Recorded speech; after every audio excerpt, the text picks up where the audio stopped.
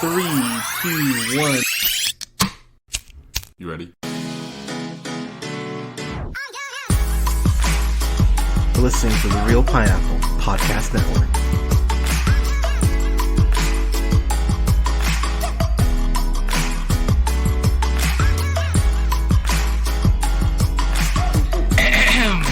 Good evening, everybody. Thank you so much for listening. This is the Real Pineapple, and this is your humble host, Hunter. We are back. I know it's been a few weeks. I've got a lot of movies I've been watching, a lot of reviews coming your way, so I apologize for the radio silence, but we are back, and we will be in a much better rhythm moving forward. It's been some transparency, because I always say I'm gonna keep it real with y'all. So, I'm gonna still call him a friend, but to be honest, I don't know if he'll ever talk to me again. But my former roommate, who I'd been rooming with for 4 years, I asked him to move out. I gave him almost 90 days. I asked him to move out because I've been with my partner for 4 years, and I was just like, it's time for us to live together. Make sure this is both what we want, build our lives together. And so to be very transparent with all of y'all, there was a very just awkward, uncomfortable vibe here in the house, here at Real Pineapple headquarters. I was really frustrated. I was really sad. I was really depressed, to be honest. So I just kind of was like, you know what? Until he's moved out, I just really didn't feel like I was in a spot to provide the best content to y'all that you deserve. But he's moved out. I'm gonna be in this house for the next 5 weeks or so, all by myself, me and Mr. Captain, and then my partner moves in to start February. So I am horribly excited for that. I'm very lucky. I'm very blessed, and I'm very honored that all of you are listening. So, got a review for one of my most, let me stop lying, my most anticipated film of the year in Spider-Man No Way Home. Oh my god, I can't believe that I've seen this movie. And so, because of what this movie is and how important this movie is and how much is just going on with this movie, I'm going to go ahead and stay spoiler-free up to a certain point. I'm going to be very vague, and I'll give my grade at that point. And then if you want to know more about certain moments that I enjoyed and where I think we're going to be going as far as what pieces have been set up, then you can go ahead and keep listening. So, let me just jump in here. So, Tom Holland, as you know, Peter Parker, our friendly neighborhood Spider-Man, he is back in the starring role. This movie takes place and picks up immediately, like minutes after Far From Home, in which, of course, the ending of that being that Mysterio had to be the biggest asshole ever and tell everyone, hey, Peter Parker is Spider-Man. And so the Daily Bugle, which I love that they've turned the Daily Bugle into just like the MCU's InfoWars, like down to the same font. Like they are clearly mocking Alex Jones, and I'm all here for that. Fuck Alex Jones, by the way, but I love how they're just mocking him.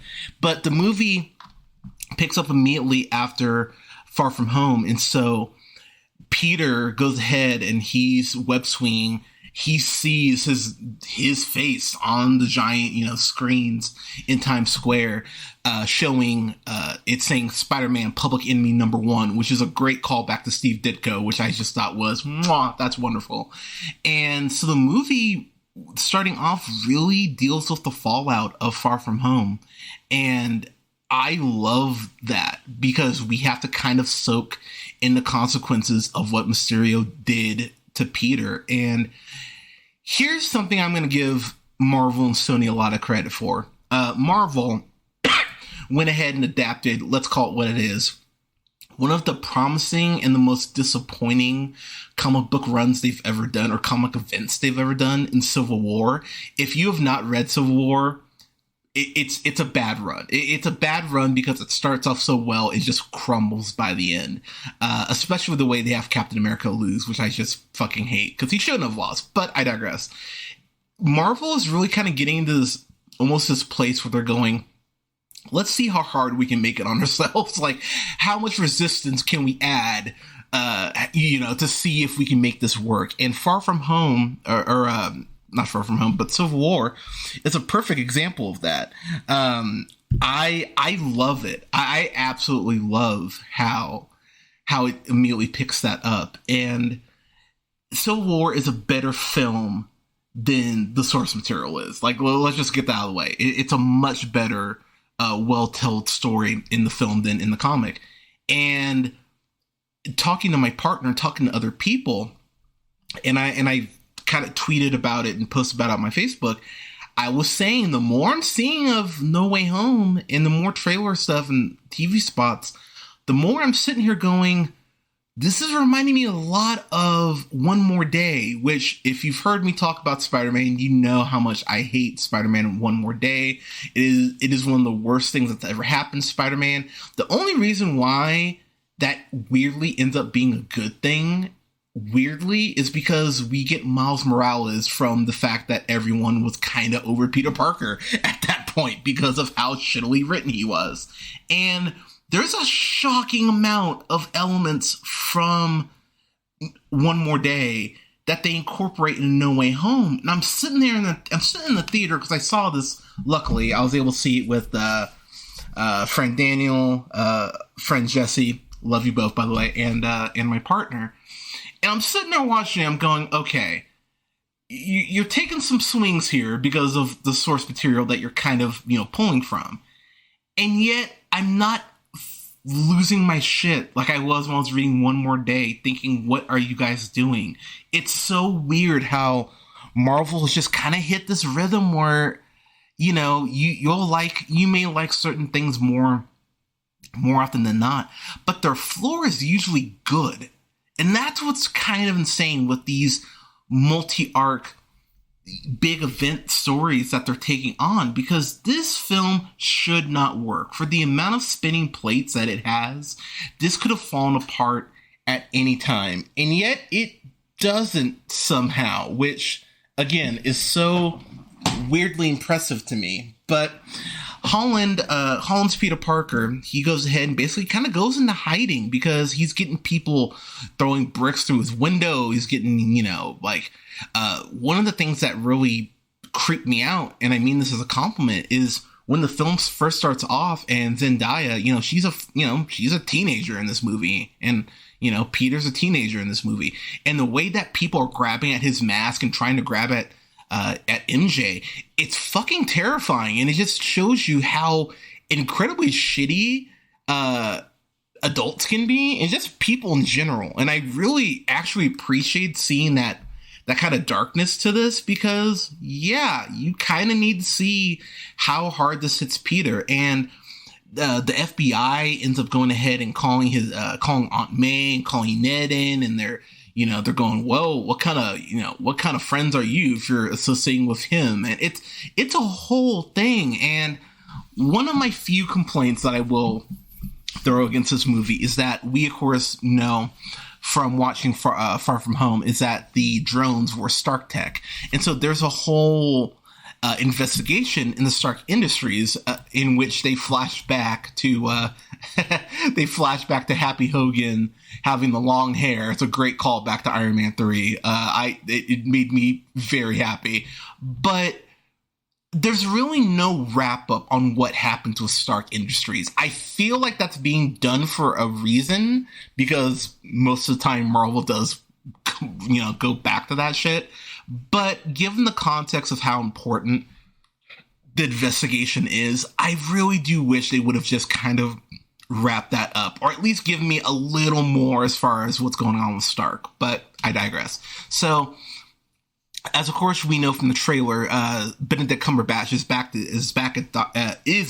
good grief, as Dr. Stephen Strange. And so Peter ends up going to the Santorum and asks him, hey man, like, and I do appreciate the fact that it's kind of the college acceptance letters. It's the letters, or the lack of acceptance to MIT from Ned, MJ, and him. That's kind of his trigger into going, fuck, I need to change things. And I don't know, man, that just hit me in a spot that I went, wow, to be denied going to MIT because of something that Peter didn't even do, and just showing those consequences. It really breaks your heart for Peter and his inner circle. And Peter is just, you just feel everything mounting on Peter. You feel the depression, you feel his sadness, and it really just makes you want to give the poor kid a hug, because he's just going through it.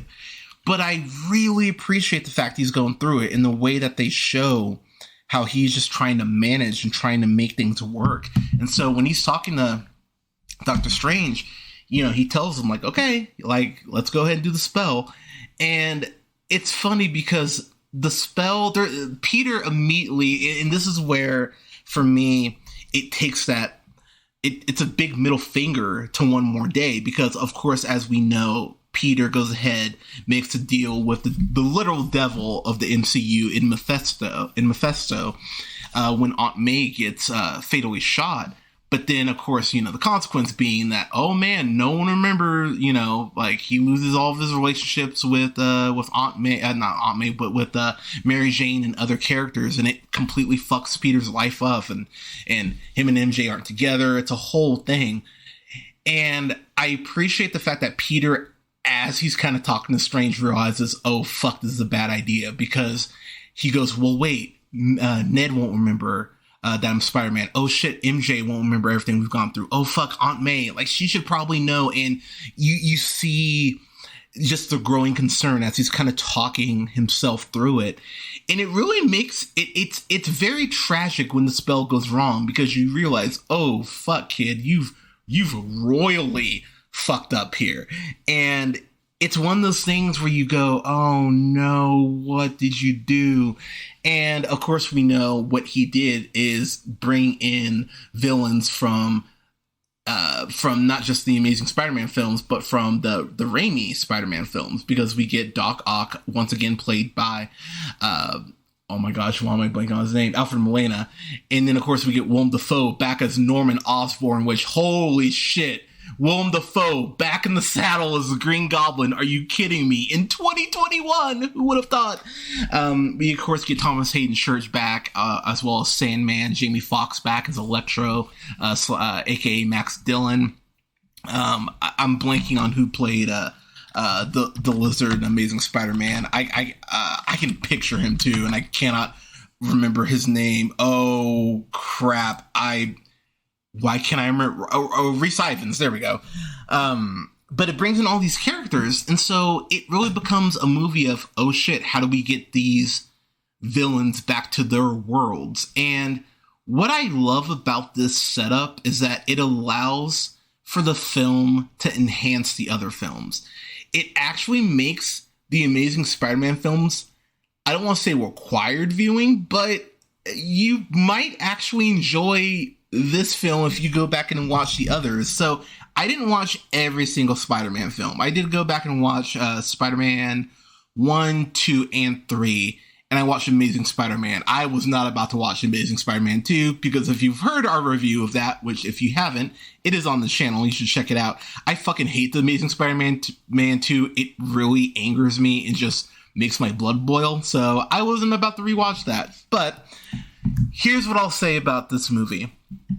The way that Peter interacts with the villains, especially Doc Ock, early on in the film, you see in the trailer, they tease that whole freeway fight. And that freeway fight is fucking wonderful. There's Peter having to save someone, or a couple people, including Peter fighting Doc Ock with the nanotech, with the Scarlet Spider, or the MCU's version of the Iron Spider. Pardon me. I love this. I love that fight so much. It's engaging. The way the camera's sweeping around, it's fucking wonderful. There's a couple close calls where Peter really does need to use his athleticism, especially when Doc Ock starts throwing tubes at these like freeway tubes at him. It's really intense, and I just overall was sitting there going, damn, I am just loving this so much. And I will tell people, that was some of the most engaging stuff for me personally.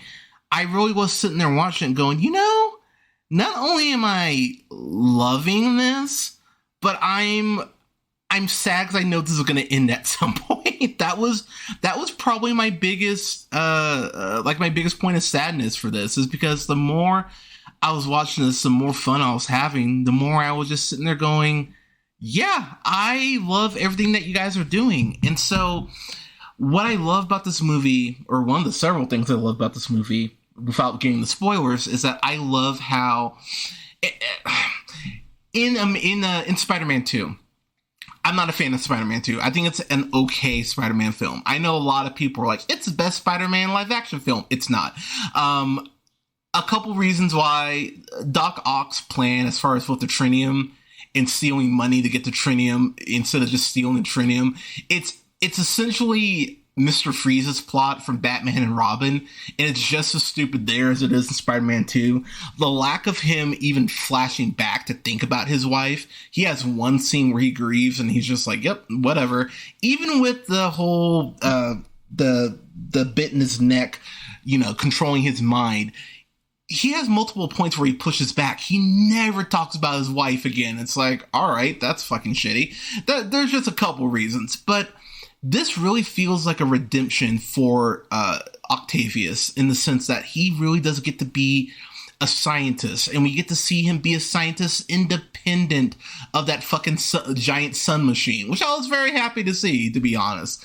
I love that. Defoe's Norman Osborn, it's not a spoiler to say that, he goes bad, because of course he does. And I will say, without getting too much into spoilers, at least for this portion of the review, his performance is so incredibly fucking haunting. It's amazing how after this long, he's able to slide right back into playing Norman and just be this incredible bastard who, no matter which Peter it is across whatever multiverse, he's out to cause mayhem, destruction, and pain for Peter Parker. And it's just so beautifully tragic to see that even though he has no connection at all to the Peter Parker in this on this universe, how he's still out to cause pain. Jamie Foxx, for the most part, works for me. There are just a couple jokes that he gets that I just felt, even for being a comedian, especially for being a comedian, that he really should have been knocking out of the park. And I just went, God, I really hate that you're just being that you're being this about it. So I was admittedly kind of irritated by him at points, but for the most part he does work.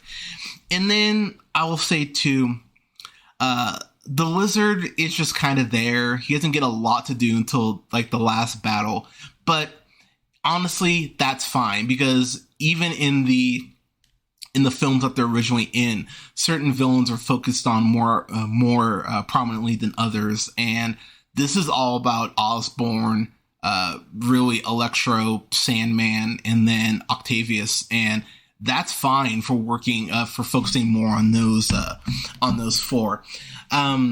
Really, anything else I kind of want to talk about is getting in the spoiler territory. So I'm gonna give kind of my final thoughts, and then I'll get in the full spoilers. So I will say, for me, this is my I think I like this as much as Far From Home, which is my favorite Spider-Man live action Spider-Man film. I don't like this more than Spider-Verse. It's really close. And I have to stress that it is so close to being as great as Into the Spider-Verse. And I've only seen it once so far. I might go see it again on Tuesday, but just on what I've seen so far, it's right there. It's not quite there, but it's very close.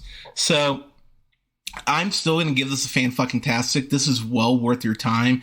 Go see us in the theater. Obviously, please, if you have not gotten vaccinated, for fuck's sake, do that first. But this is one of those films that I'm so happy this is a film to bring people back and to get people excited and for people to go, oh my God, I can't wait to be back in the theater.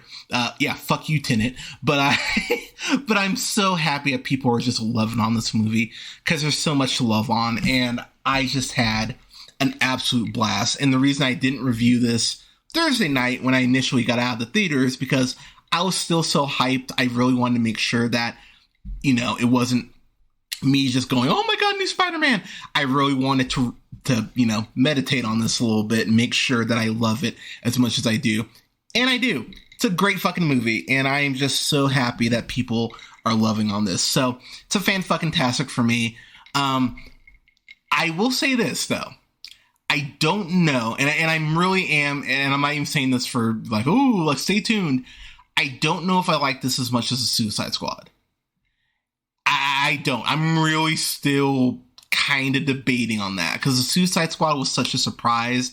I kind of expected this to be great, and that might be the difference that gives Suicide Squad an edge.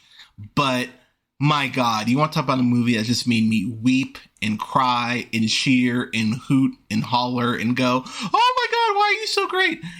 Yeah, this movie does that in spades, and I was just so happy. So, fan-fucking-tastic for me. All right, now, spoilers from here on out. So if you've not seen it, turn off now. All right, you still with me? Okay, here we go. Oh my God, this movie. So let's go down the list of things that I just went, I fucking love this. So I love the fact that this film establishes that Nick Fury has been off planet for quite some time. It doesn't say how long. They say at least a year. So flat out, that's clearly a setup for Secret Invasion, which I love. Again, Marvel setting the table. They're kind of good at that. I love the fact that they go ahead and establish that because, again, Nick Fury, of course, is setting up Sword in space, which is going to tie into Secret Invasion and lead to it. So I'm very excited to see how Secret Invasion is going to go ahead and break down. The big thing, or one of the big things from this movie is, oh my God, Matt Murdock, Daredevil himself. Avocado at Law himself, Matt Murdock, is back in the fucking saddle, played once again by Charlie Cox, and to say that I screamed when I saw Matt Murdock, I was like, oh my God, because that was the big swing I took even when a lot of people, let's call it what it is, a lot of people thought that was Matt Murdock, myself included, when he was getting questioned by the FBI. And that was kind of disproven. And a lot of people did back off on saying, oh yeah, Matt Murdock isn't going to be in here.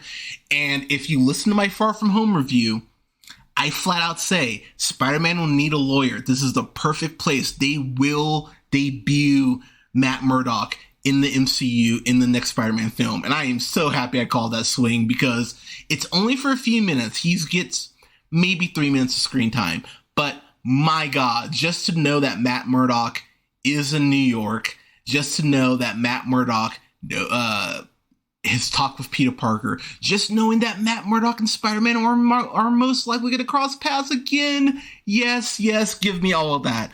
I'm so happy for Charlie Cox. That man, he deserves all the great things. I love the dude. So I'm so happy he's back. But yeah, hell yeah. So happy for him. So, a couple other things. Aunt May, and we have to talk about this. So, one of the big things from the comics that's always been kind of a joke is that Spider-Man always pulls his punches, obviously.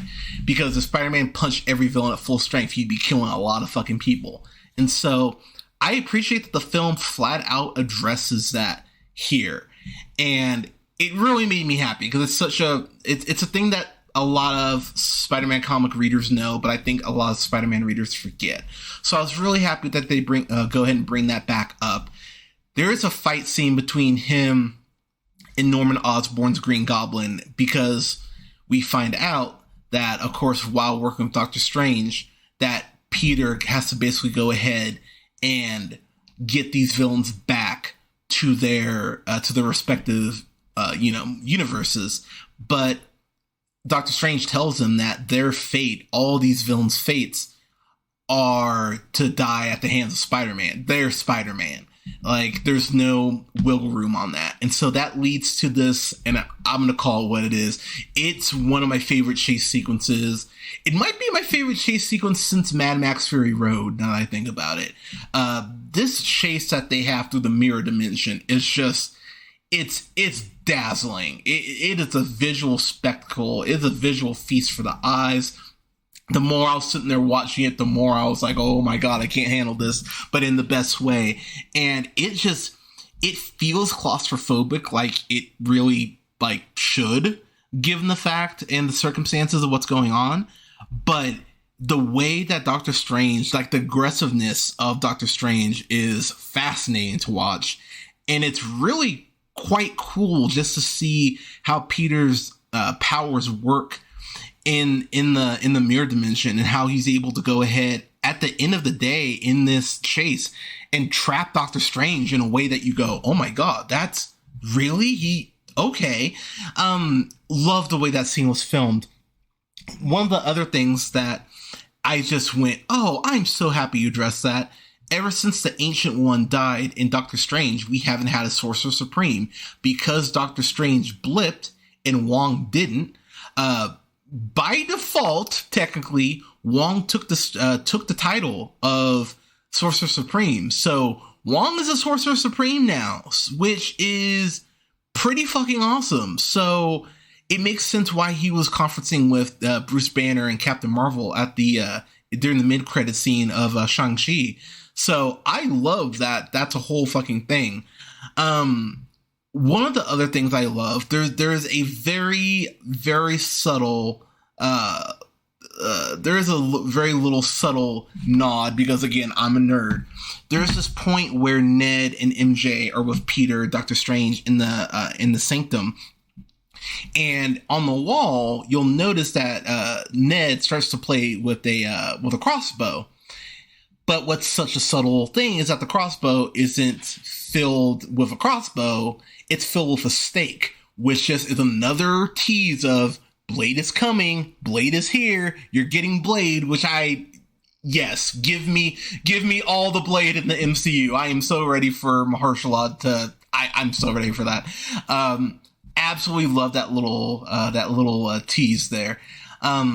One of the other things I love too about this, and again, it's a blink if you miss it moment. There's this point where the media is kind of showing, like newspaper articles and little clips of things as far as Peter's whole trial and him being, public enemy number one. And there's a very quick little thing they show a cover of People magazine. And it shows Liz Toombs, of course, Vulture's daughter. It's accompanied by the headline that he's a liar. And so when you think about the fact that Peter took, left Liz at her homecoming dance, she hasn't forgiven him.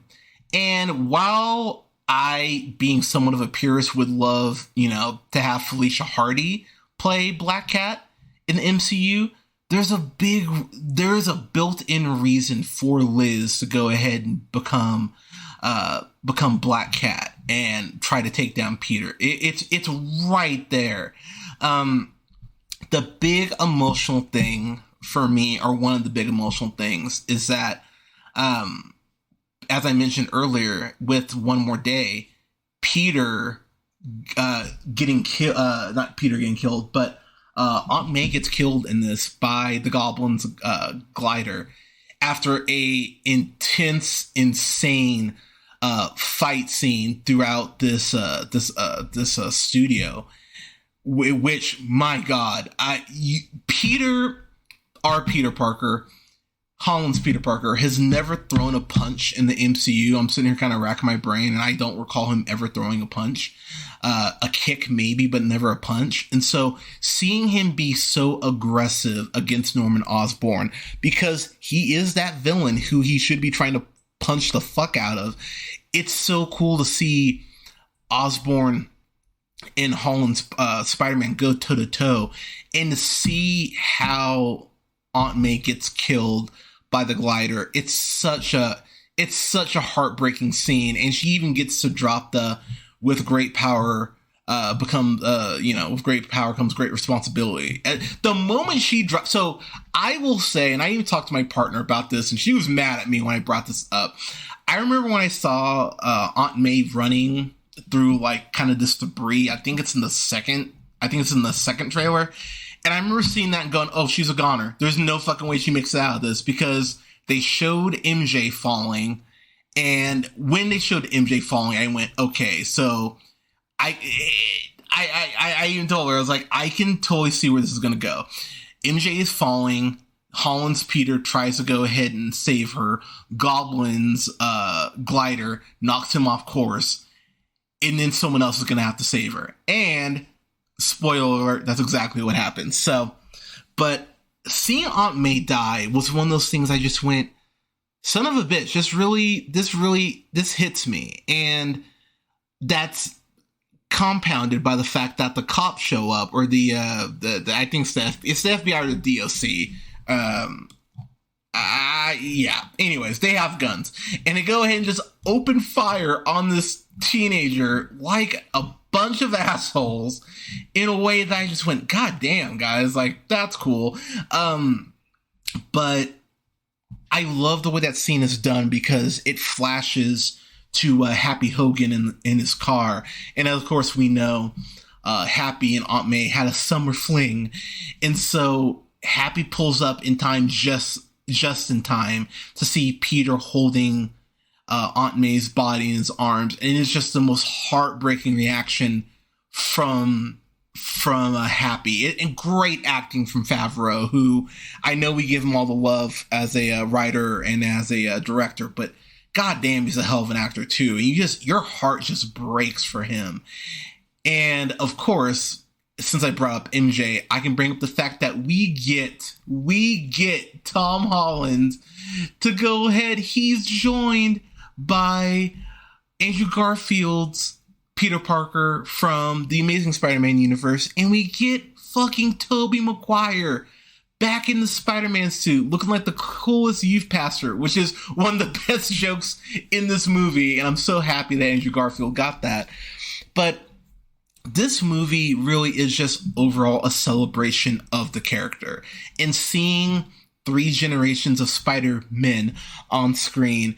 Let's call it what it is. I've talked about this in my reviews for the films. My problem with the Amazing Spider-Man films was never Andrew Garfield. It's really quite ironic that Andrew Garfield's career got way better after the Amazing Spider-Man films, because after those movies, he goes ahead and ends up doing, does Hacksaw Ridge, does Tick Tick Boom, which I have not reviewed yet, but is wonderful. He does Under the Silver Lake. He does Silence. Works with fucking Scorsese. He does this movie called 99 Homes with Michael Shannon, which if you have not seen, you need to see that movie. But yeah, Garfield is one of the best actors we have, and I was so happy for him to get to come back and really put a stamp on his version of Spider-Man in a way that the other films never let him do. And I was just happy for him. And it just warms my heart that,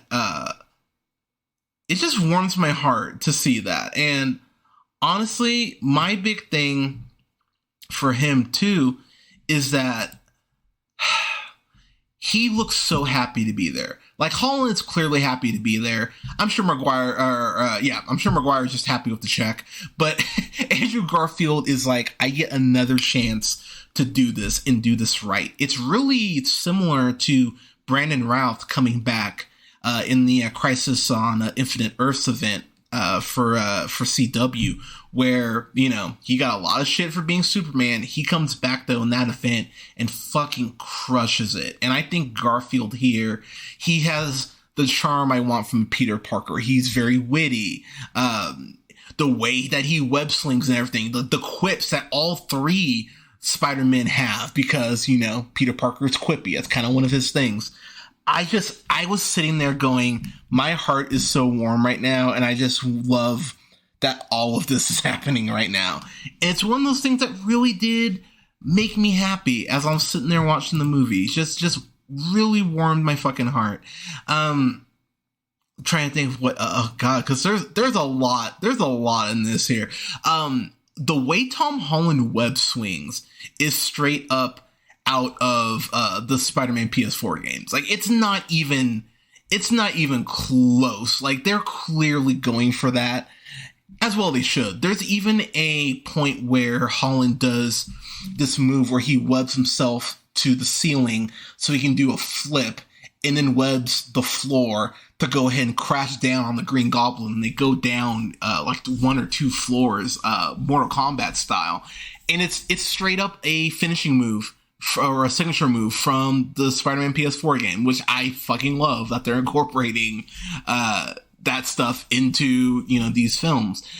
Where this film leaves off in particular is something that I just went, this is incredibly bold, because I have always said that Marvel, Papa Feige, they always have a plan over there. And the fact of the matter is, the multiverse is crashing and folding within itself. Granted, you know, Scarlet Witch will probably do that anyway. Thanks, Wanda. But it's folding within itself in this movie. And so Doctor Strange casts a spell so that everyone forgets who Peter Parker is. So everyone knows that Spider-Man exists, but no one knows who Peter Parker is. So he is really starting over from jump to go ahead and reestablish these relationships. And it's fucking sad, honestly. And you watch Doctor Strange even cast a spell, and you just go, fuck, this is gonna just reset everything. Like, Peter's life is getting so much worse. And honestly, Peter's life ends in a worse state. Like, he's in a worse spot than when he starts this movie. And in that way, it's incredibly fucking tragic. You're like, oh no, this poor kid. But it gets us, because I know one of the big complaints that people always had was, oh my God, why is he using Stark tech? Oh my God, why is he need help from Tony Stark? Blah, blah, blah, blah, blah. And honestly, for me, I would rather have Stark be a huge influence on him than Uncle Ben. Like, we've seen the Uncle Ben shit enough times. It's nice to actually mix shit up a little bit. And so him revering Tony as a scientist and as an inventor and as, you know, all these other things, it totally makes sense. But this movie ends up with Peter in an apartment by himself. And the fact of the matter is, we are now kind of at that Spider-Man prime now. It really ends with Peter by himself. He's made his own suit that looks so much like the old school Ditko suit that it made me really happy. And we only get a glimpse of it, so they can easily start off with that new suit for the next, for whatever Spider-Man 4 will be.